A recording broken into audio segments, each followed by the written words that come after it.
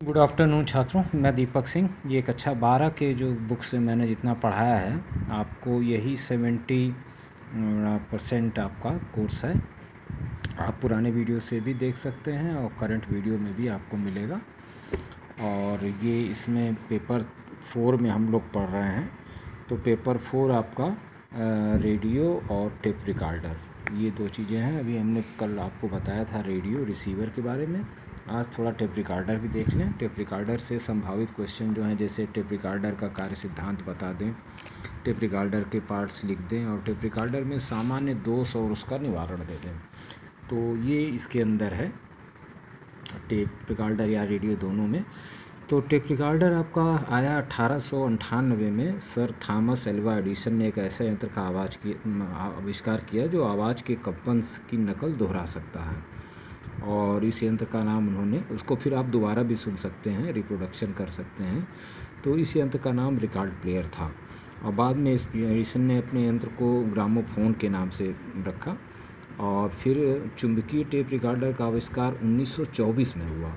इसका फ्रिट्ज फ्लूमर नामक वैज्ञानिक ने, जर्मन वैज्ञानिक थे, जो टेप रिकॉर्डर का सुधरा हुआ रूप इन्होंने दिया। ये एक नंबर के सवाल में आपसे पूछ सकता है। और कार्य सिद्धांत देखिए, ध्वनि का चुंबकीय रूप में रिकॉर्डिंग करना और विद्युत चुंबकीय इंडक्शन के सिद्धांत पर ये आधारित है।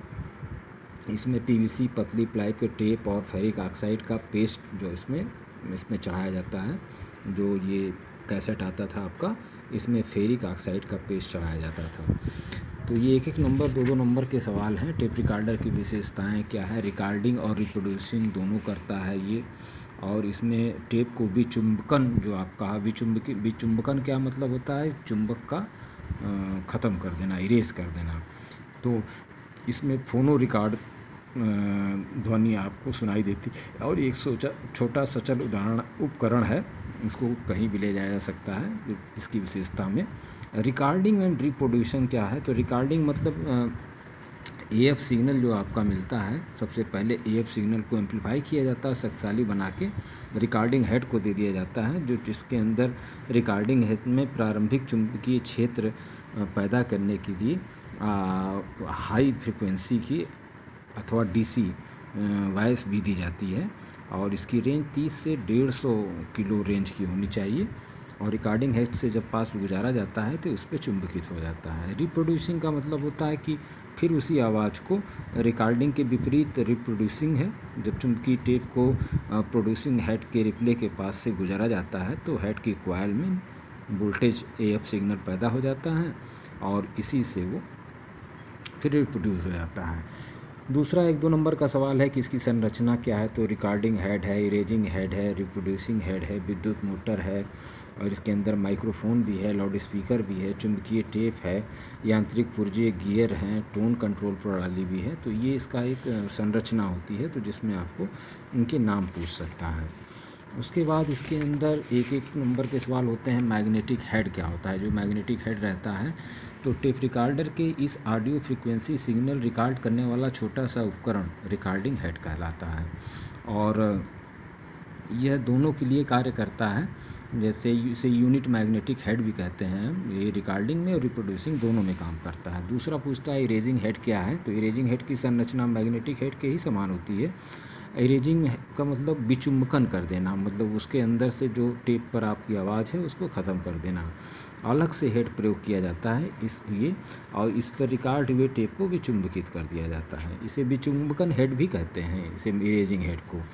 चुंबकीय टेप क्या है? चुंबकीय टेप का महत्वपूर्ण अंग है। इसमें प्रयोग किया जाने वाला जो कैसेट में टेप रहता है, जिस पर ध्वनि कार्यक्रम संग्रहित किया जाता है, इसी को हम चुंबकीय टेप कहते हैं। और इसकी आकार जो है 8 सेंटीमीटर। और स्पूल क्या है? तो टेप की जिस रील पर लपेटा जाता है वह स्पूल कहलाती है। तो टेप को जिस रील पे आप लपेट रहे हैं वही उसका स्पूल कहलाता है। इसकी आकार 8 सेंटीमीटर और टेप की लंबाई करीब 45 मीटर तक हो सकती है। जैसा स्पूल का आकार रहेगा, अगर 13 सेंटीमीटर का स्पूल है तो 180 मीटर तक उस पर लपेटा जा सकता है। सॉरी छात्रों। कैसेट टेप रिकॉर्डर क्या है? तो कैसेट में आप टेप रिकॉर्डर में सप्लाई तथा टेकअप स्पूल अलग अलग होते हैं। घरेलू उपयोग के लिए बनाया गया था ये। और दोनों स्पूल तथा टेप सहित खोल कैसेट कहलाता है। कैसेट को आप कहेंगे स्पूल और टेप सहित। तो इसके बाद 2-in-1 आया आपका। तो 2-in-1 में संयुक्त रूप से रेडियो रिसीवर तथा कैसेट रिकॉर्डर दोनों रहते हैं, इसलिए इसको हम पोर्टेबल होता है, इसे हम 2-in-1 कहते हैं। इसका ब्लॉक डायग्राम भी आपको मैं पेज में दे देता हूँ। और इक्वलाइज़र क्या है, ये एक ऐसा नेगेटिव फीडबैक एम्पलीफायर है। ये नेगेटिव फीडबैक AF एम्पलीफायर को हम इक्वलाइज़र कहते हैं।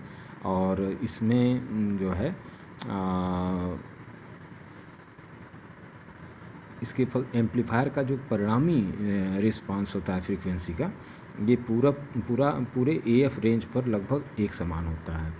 और इसे हम अनुरक्षण पूछ सकता है टेप रिकॉर्डर का, तो बस वही चीज़ है, उसको मुलायम ब्रश से कैसेट को साफ़ करना। अगर ज़्यादा देर तक काम कर रहा है तो अनुरक्षण मतलब उसकी साफ़ सफाई करना, और इसका यही मतलब होता है। और इसमें आप छोटे क्वेश्चन में यही कहा है कि टेप रिकॉर्डर का कार्य क्या है। तो ध्वनि की रिकॉर्डिंग एवं प्ले करना। कैसेट की चौड़ाई टेप कितनी होती है, जो कैसेट आपका टेप लगा है तो 0.375 सेंटीमीटर की होती है। माइक्रोफोन का कार्य है ध्वनि सिग्नल को विद्युत सिग्नल में बदल देना। और उसके बाद इसके अंदर दोष निवारण दूसरा चैप्टर आ जाता है। तो ट्रांजिस्टर रिसीवर में पहले दोष क्या हो सकता है, तो सामान्य दोष देखिए यही होता है कि ट्रांजिस्टर में जो क्लैंप लगा है, जहाँ बैटरी आप लगाते हैं, वो ख़राब हो सकता है। कोई एक सेल ख़राब हो सकता है, IFT ख़राब हो सकती है, DC पावर में लगा फिल्टर ख़राब हो सकता है, धनात्मक देने वाला प्रतिरोध ख़राब हो सकता है, आउटपुट रेजिस्टेंस ओपन या शार्ट हो सकता है। और जो आप है वही उसी का निवारण आपको करना है। तो सेट कभी कभी बजता है और कभी बंद हो जाता है, तो क्रैंप में जंग आ गया, सर्किट में कोई सोल्डरिंग जो आपने किया है, रांगे से करते हैं सोल्डरिंग, तो वो ढीला हो गया होगा। फिर आवाज़ संबंधी दोष है कि सेट में आवाज़ बहुत कम होता है, तो सेल या बैटरी कमज़ोर होगी, आउटपुट ट्रांजिस्टर ठीक नहीं होगा, हम की आवाज़ सुनाई देती है, तो गैंग कैपेसिटर ख़राब हो सकता है, सेल द्वारा में जो है फिल्टर संधारित्र ख़राब हो सकता है, तो संधारित्र को बदल दें, यही उसका निवारण है। और उसके बाद स्टेशन लगाने पर खड़खड़ की आवाज़ आती है, तो गैंग कैपेसिटर ख़राब हो गया होगा। ये सब चीज़ें इसके अंदर लगभग एक कॉमन आप 10-12 जो रहते हैं वो इसके अंदर रहते हैं। जैसे सेट आज करने बाद आवाज़ में जब कोई दिक्कत आती है तो IFT ख़राब हो सकता है, ये इसके अंदर है IFT। अब इसके बाद अगर आप स्टेशन पे आएँ, तो जैसे कि सेट रात में ठीक बजता है, कुछ स्टेशन धीमे बजते हैं, तो IFT की ट्यूनिंग ठीक नहीं होगी, बैटरी या सेल कमज़ोर होगा। सेट के चलने कुछ बाद स्टेशन अपने स्थान से सरक जाता है, गैंग कैपेसिटर ख़राब होगा, धागा ढीला होगा आपका रेडियो का, इस तरह का दोष आ सकता है। अब उसके बाद टेप रिकॉर्डर में भी जो है मुख्य दोष आते हैं कि टेप रिकॉर्डर में लगा फ्यूज ख़राब हो सकता है, टेप रिकॉर्डर में लगा स्विच ख़राब हो सकता है, टेप रिकॉर्डर की मेन लीड ख़राब हो सकती है, टेप रिकॉर्डर में जो सेल से चला रहे हैं तो उसमें जंग आ सकता है, या स्पूल अटका हुआ है, बेल्ट टूट जाती है। तो इसका निवारण वही मल्टीमीटर से उसको चेक करके और उसको बदल देना रहता है।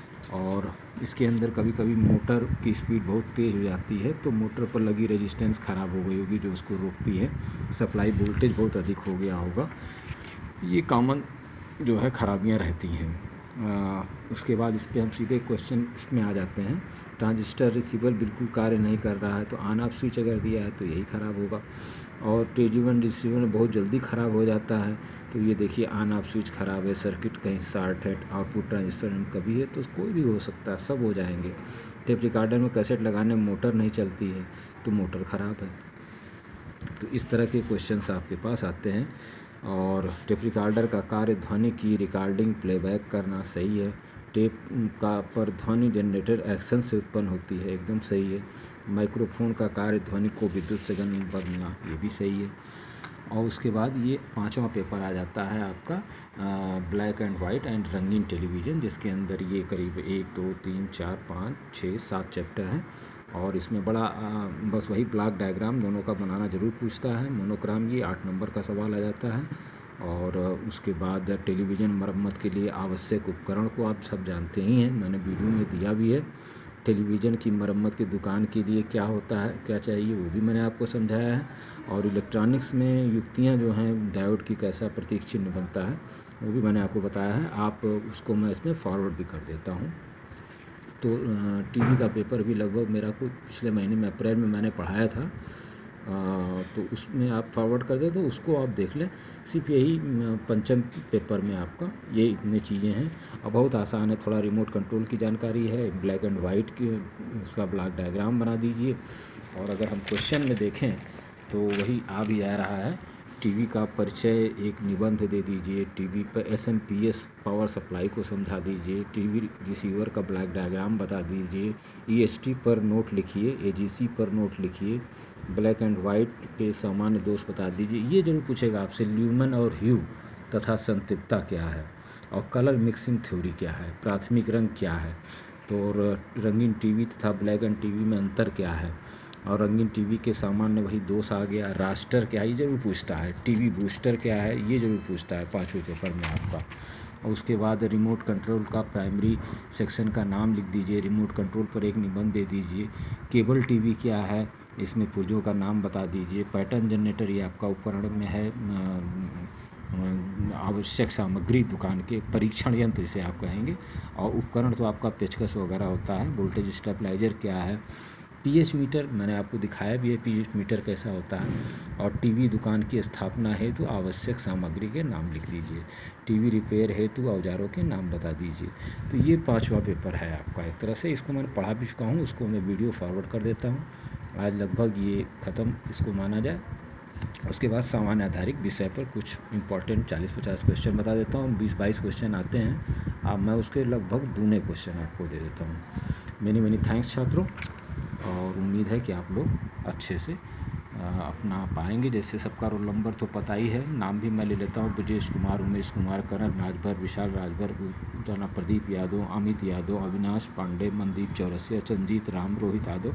11 लड़के हैं और 12 में ये लड़के जो है 11 में करीब 15-16 लड़के हैं, जो कि इनका भी नाम कुमारी अमृता, अभिषेक राजभर, दिवाकर पाल, पीयूष यादव, विक्की राजभर, अंकित राजभर, विजय यादव, सुजीत राजभर, अखिलेश यादव और अजय यादव, मनीष पाल, ब्रजेश यादव, राहुल यादव और संजीव यादव, विशाल राजभर। आप लोगों ने एग्ज़ाम अप्रैल में दिया भी है, फाइनल ईयर का कक्षा 11 का आप लोग की मार्कशीट भी बना दी गई है। और 12 के लिए जैसा सरकार का निर्देश आएगा वैसा किया जाएगा। तो उसके बाद हम सीधे सामान्य आधारित विषय, ये 100 नंबर का पेपर होता है, जिसमें पर्यावरण और ग्रामीण विकास और दूसरा खंड उद्यमता का विकास, ये आता है आपका 100 नंबर का क्वेश्चन है ये। मेनी थैंक्स छात्रों, आज के लिए इतना ही काफ़ी। आपको एक इंट्रोडक्शन मिल गया पूरा।